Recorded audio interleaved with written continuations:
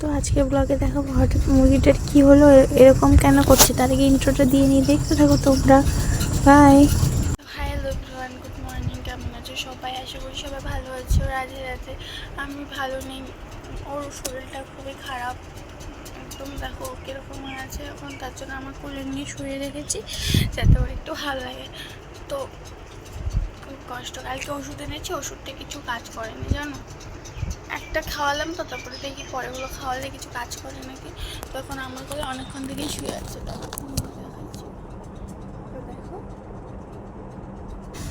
তারপর দেখো ওকে কোলে নিয়ে ওর মাথা হাতিয়ে দিচ্ছিলাম আর ও ঘুমিয়ে পড়ছিল, খুব আরাম পাচ্ছিল কারণ ও ব্যথা পেয়েছে না। ওই ব্যথা জায়গাটা এসে করার জন্য এখন মানে কি বলবো, খুব খারাপ। তো তারপর দেখো আমার খাওয়া চলে এসছে, সকালের খাবার ছিল ছাতু আর দুধ, তো সেটাই খেয়ে নেবো। তারপর ওখান থেকে ওকেও একটু দিব, ও একটু খাবে অবশ্য, তবু জোর করে খাওয়াতে হবে। তো এখানে কী বলতে বলতে খাচ্ছিলাম, তো খেতে এখানে চামচে নিয়ে আসিনি। তো যাই হোক খেতে খেতে আমার মুখে লেগে গেছে, আমি দেখিনি। তো এখন দেখলাম, এখন করিয়ে ফেলেছি যখন আর কি। তো আমি ওর জন্য হেয়ার স্টাইল করে দিচ্ছিলাম, ভেবেছিলাম বেনি করে দেবো, তারপরে বলি না, তো একটু গলায়ও লাগিয়ে দেখলাম কীরকম লাগে। তো তারপরে মাথাতেই লাগিয়ে দিলাম। তবু তোমাদের একটু দেখিয়ে দিলাম, দেখো মাথাতে লাগিয়েছি যে ওটাই।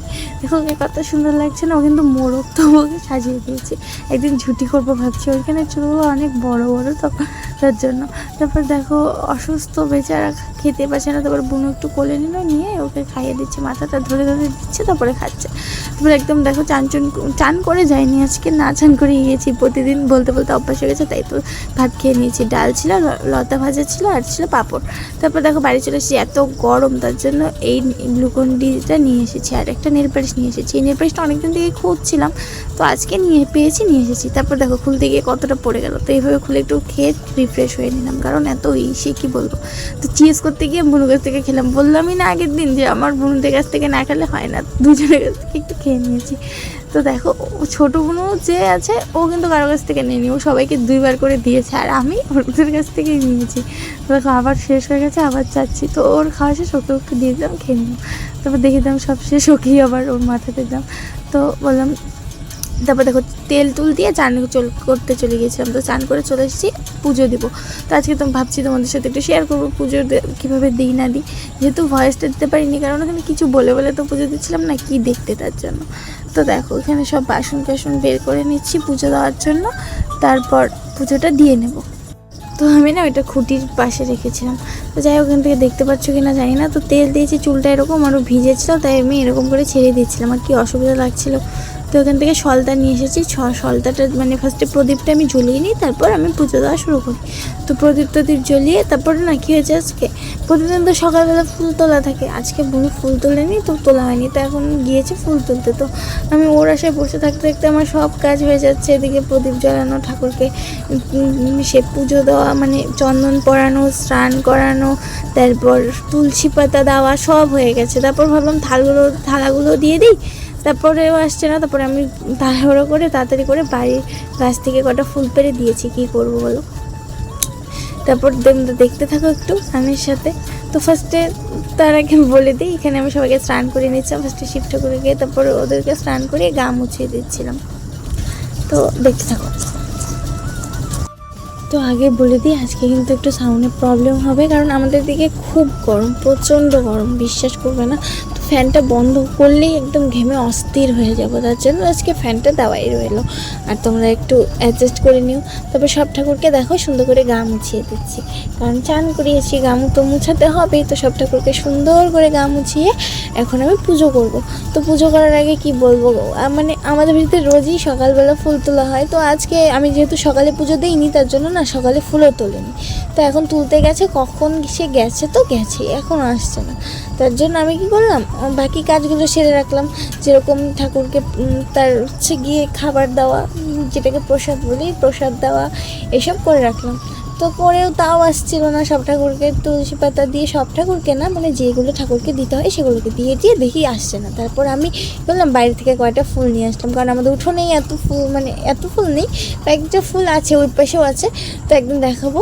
তো এই কয়েকটা ফুল নিয়ে তাড়াহুড়ো করে আমি দিতে যাচ্ছি, কারণ এইভাবে তো বসে থাকা যায় না। তো দেখো উঠোনের গাছটা থেকে ফুল তুলে নিচ্ছি। এত ফুল হয় না গাছটাতে, কি বলবো, মানুষ প্লাস্টিক ভরে ভরে নিয়ে যায় তবু থাকে অনেকগুলো।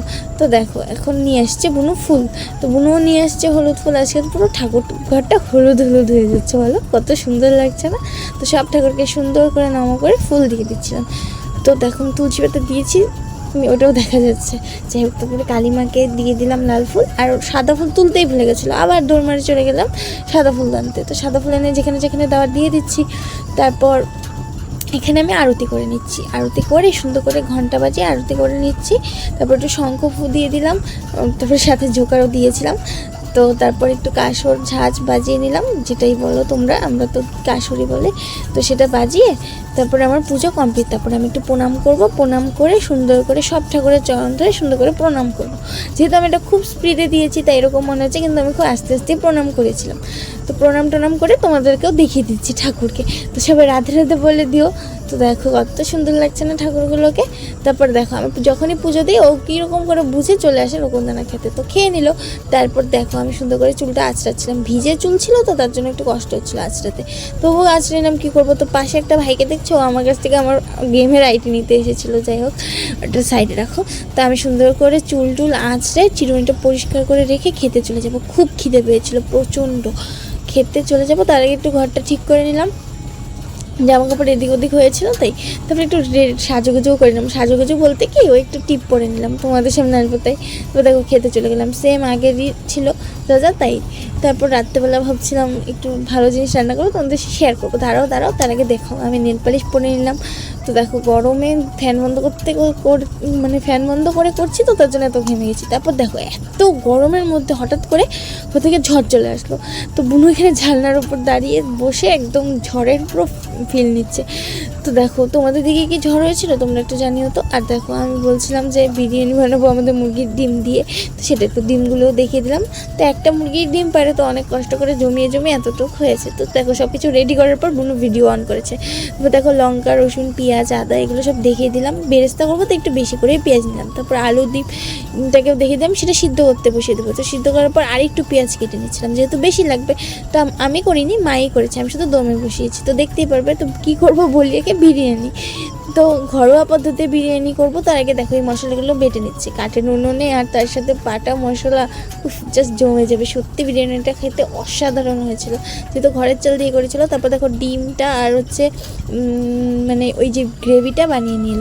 তারপর দেখিয়ে দিলাম চালটা আর বেরেস্তাটাও হয়ে গেছে। তারপর দমে বসিয়ে দিলাম, এখানে দিলাম ঘি, তার উপর দিলাম হচ্ছে ওই যে গ্রেভিটা, তার উপর একটু রাইস। এটা না ঘরের রাইস দিয়েছিলো তার জন্য এরকম। তারপরে দেখো এখানে দুধের সাথে কেওড়া জল, আতর, গোলাপ জল সব কিছু দিয়ে বিরিয়ানি মশলা দিলাম, বেরেস্তা দিলাম। তারপর আবার সেম প্রসেস করতে করতে ঘি দিয়ে দিলাম, করতে করতে তারপর দমে বসিয়ে দেবো। তার আগে বলি এটা না ঘরোয়া চাল, বলো তো আমরা যেটা খাই সেটা রেগুলার পালকি চাল ছিল, তার জন্য এরকম হয়েছে। কারণ হট করে প্ল্যান তো, তাই কে যাবে বাজার গিয়ে বাসমতি চাল আনবে। তো দেখো এত সুন্দর হয়েছিল। তারপর দমে বসানোর পর আধা ঘন্টা পর বের করেছি, মানে আমি ভাবতে পারিনি এগ বিরিয়ানি আমাদের বাড়ি ফার্স্ট টাইম হলো। এর আগে চিকেন হয়েছিল কিন্তু এগ হয়নি।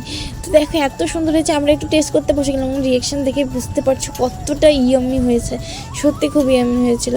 তারপর কি বুনুদেরকেও বললাম কীরকম হয়েছে, ওরাও বলে দিল ভালো হয়েছে। তারপর একদম ডিনার করতে চলে আসলাম। কী বলবো, তর্স হয়েছিল না এত, মানে টেস্টি একটা খাওয়া রেখে কি বসা যায়। তো দেখো আলুগুলো পুরো গলে গেছে, যাতে পেঁয়াজ লেবু উফ, তারপর ডিম, তারপর একটা স্পেশাল হোয়াইট নিলাম।